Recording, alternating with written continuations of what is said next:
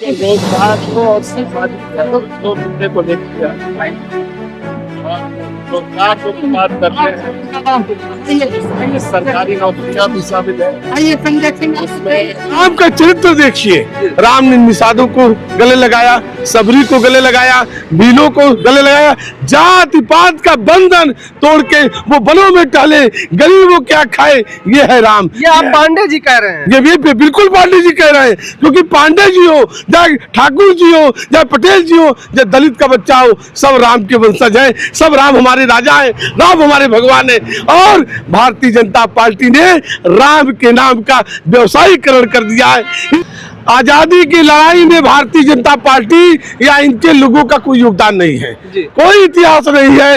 ये जब हमारे क्रांतिकारी शहादत दिया करते थे तो ये भारतीय जनता पार्टी के विचारधारा, आरएसएस के विचारधारा के लोग जो है अंग्रेजों की मुखबरी किया करते थे। ये राज्यसभा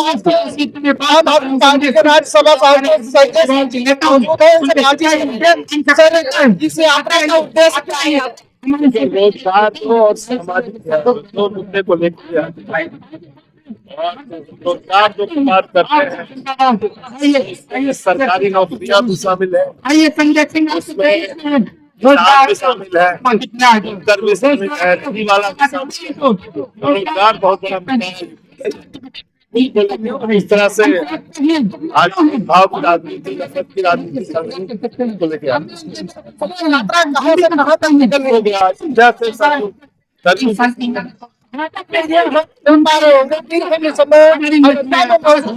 आम आदमी पार्टी की यात्रा है, सामाजिक न्याय यात्रा की निकाली जा रही है।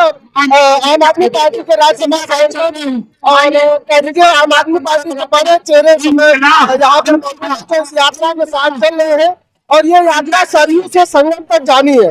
और इसमें तमाम जो किसानों के मुद्दे हैं, नौजवानों के मुद्दे हैं, छात्रों के मुद्दे हैं, सारी चीजें इसमें इन्वॉल्व किया गया। और भी लोग हम बातचीत करेंगे। इस यात्रा का उद्देश्य क्या होगा सर?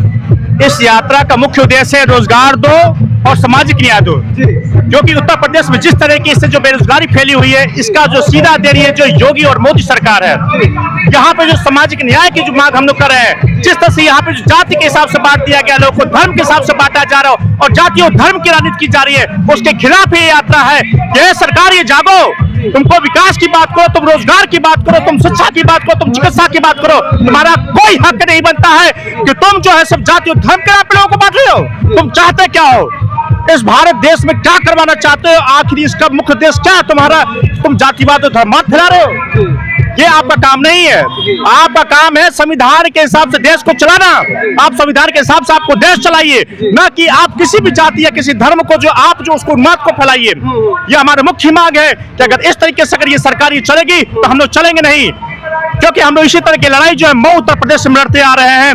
वहां पे हम लोग देख रहे हैं कि मोदी का जो आदमी जो है वहां पे बैठे हुए हैं, जो पहले वहां पे आईएएस कैडर हुआ करते थे गुजरात में जो है, और वो अपनी जो जमीनी से कोई लड़ाई लड़ी नहीं, उन्होंने जन वंदना और दुनिया भर की चीजें कर करके जो वहां पे आज मंत्री बने हुए हैं। लेकिन जो अभी आज हम लोग फ्यूज मंत्री करते, ऊर्जा मंत्री के नाम से विख्यात है, वो फ्यूज मंत्री है, नगर विकास मंत्री, लेकिन हर तरीके से फेल है वो। किसी भी सड़क को हम लोग देखते हैं तो सारी सड़क खराब है। लेकिन भारतीय जनता पार्टी भी इस समय सरदार वल्लभ भाई पटेल की जयंती के अवसर पर पूरे देश में यात्रा निकाल रही, तो आपकी यात्रा उनकी यात्रा में क्या फर्क है और क्या प्रभाव दिखेगा? देखिए, आजादी से पहले उनके पास कोई भी ऐसा जो व्यक्ति नहीं था।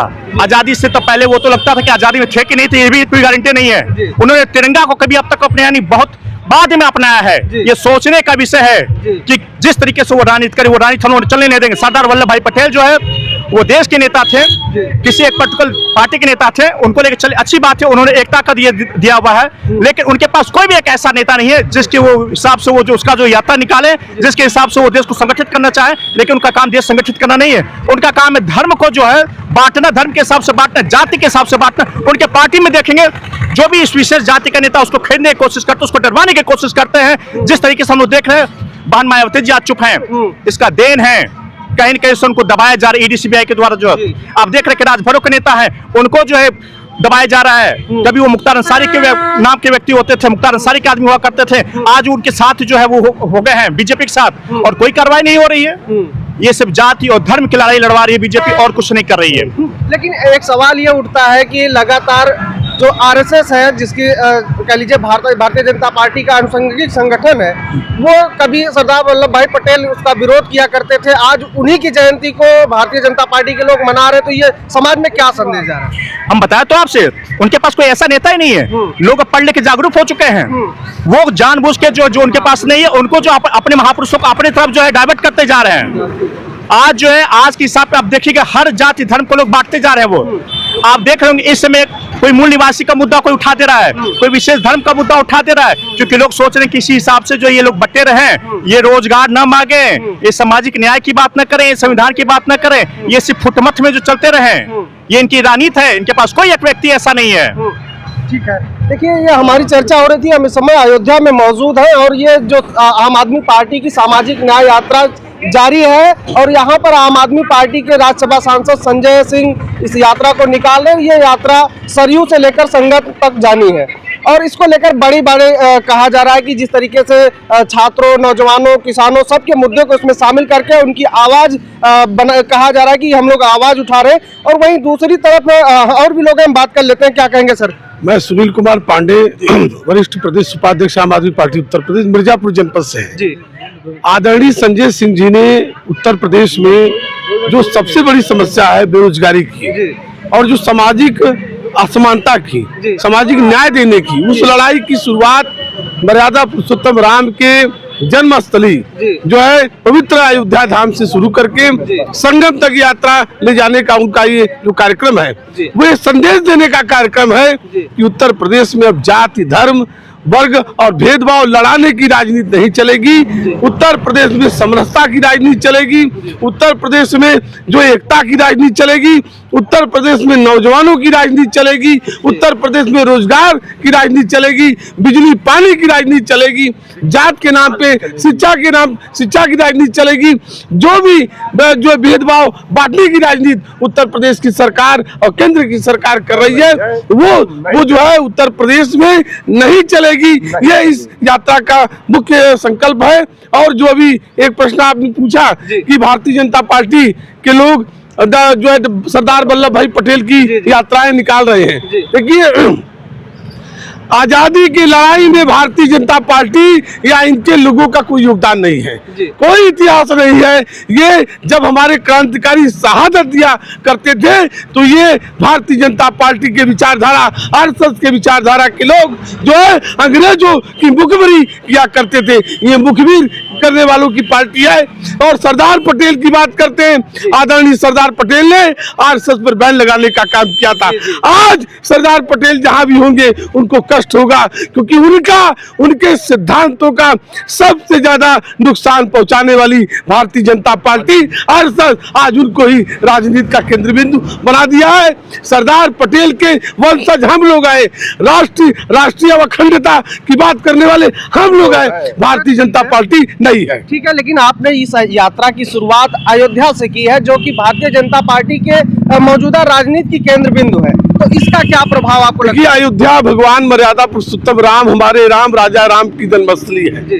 राम का चरित्र देखिए, राम ने निषादों को गले लगाया, सबरी को गले लगाया, भीलों को गले लगाया, जाति पात का बंधन तोड़ के वो वनों में टहले, गरीबों क्या खाए, ये है राम। ये आप पांडे जी कह रहे हैं? ये बिल्कुल पांडे जी कह रहे हैं, क्योंकि पांडे जी हो, चाहे ठाकुर जी हो, चाहे पटेल जी हो, चाहे दलित का बच्चा हो, सब राम के वंशज हैं, सब राम हमारे राजा हैं, राम हमारे भगवान हैं। और भारतीय जनता पार्टी ने राम के नाम का व्यवसायीकरण कर दिया है। इसके विरोध में मर्यादा पुरुषोत्तम राम का आशीर्वाद लेकर हम लोग जो है संगम तक यात्रा कर रहे हैं कि इस निर्दयी तानाशाही राम विरोधी सरकार को उखाड़ फेंकेंगे। आप कुछ कहना चाह रहे थे, क्या कहेंगे? रोजगार दो और सामाजिक न्याय दो, इसकी जरूरत क्यों पड़ी जी? आजादी के बाद पहली बार युवाओं के बाल पक गए, युवाओं की दाढ़ी पक गई और बच्चे तैयारी करते करते बूढ़े हो गए। और जब बूढ़े हुए तो रोजगार दो की यात्रा निकालनी पड़ी, सामाजिक न्याय दो की यात्रा क्यों निकालनी पड़ी? लेकिन भारतीय जनता पार्टी तो ये कह रही कि हमने युवाओं को रोजगार दिया, किसानों को सम्मान निधि दी, महिलाओं को सिलेंडर दिया, सारे लोग खुश हैं, आप लोग विरोधी कर रहे हैं। जब सारे लोग खुश हैं तो युवा लाठी क्यों खा रहा है, युवा प्रदर्शन क्यों कर रहा है, युवा बूढ़ा कैसे हो गया, नौजवान सड़कों पे कैसे है, आज बेरोजगारी घर घर कैसे है, लोग फिर से कुपोषण का शिकार होने जा रहे हैं, ये कैसे है? और रही बात सामाजिक न्याय दो की, तो सामाजिक न्याय दो की व्यवस्था कब लागू हुई? जब भारतीय जनता पार्टी की सरकार बनती है तो जो समानता का जो लोग समान हुए थे फिर वो गड्ढा बढ़ गया, लोगों में नफरत बढ़ गई, यहाँ तक कि कथा कहने में मुंह छिड़का गया, बाल जब काट दिए गए, तब जरूरत पड़ी सामाजिक न्याय की। जब जज साहब के ऊपर जूता फेंका गया तब जरूरत पड़ी सामाजिक न्याय निकालने की। तो ये सामाजिक न्याय ये संदेश है कि जो आरएसएस की विचारधारा है वो संभल जाए, वरना वो दुकान बंद हो जाएगी नफरत की। ठीक है, देखिए हम चर्चा कर रहे थे, ये समाजवादी आम आदमी पार्टी की सामाजिक न्याय यात्रा है जो अयोध्या से शुरू होकर प्रयागराज तक संगम तक जानी है, जिसको नाम दिया गया सरयू से संगम तक, जिस पर चर्चा हो रही थी। और इस विस्तृत उद्देश्य बताया जा रहा है इस यात्रा का। और इस यात्रा के बड़े चेहरे हैं आम आदमी पार्टी के राज्यसभा सांसद संजय सिंह, जो इस यात्रा में शामिल हो रहे हैं। और कल अब इस यात्रा की शुरुआत हुई है और ये अयोध्या के तमाम जो मार्ग हैं, तमाम जो विधानसभाएं हैं, उनसे होकर ये प्रयागराज को निकलेगी। फिलहाल इस यात्रा में चर्चा हो रही थी और तमाम जो यात्रा के उद्देश्य हैं आम आदमी पार्टी के कार्यकर्ताओं नेताओं ने बताया कि ये जो सामाजिक न्याय की जरूरत पड़ी है, कहीं ना कहीं भारतीय जनता पार्टी के तानाशाही रवैये के बाद जिस तरीके से प्रदेश के हालात उत्पन्न हुए हैं, बेरोजगारों की स्थिति, बेरोजगारी बढ़ी है, किसानों की स्थिति गड़बड़ है, नौजवानों की स्थिति गड़बड़ है, इसमें ये इसलिए हम लोगों को ये यात्रा निकालकर समाज को जागरूक करने का काम किया जा रहा है। हालांकि इस यात्रा को लेकर और इस पूरी खबर को लेकर आप क्या सोचते हैं, कमेंट बॉक्स में जरूर बताइएगा। मिलते हैं वीडियो में, नमस्कार।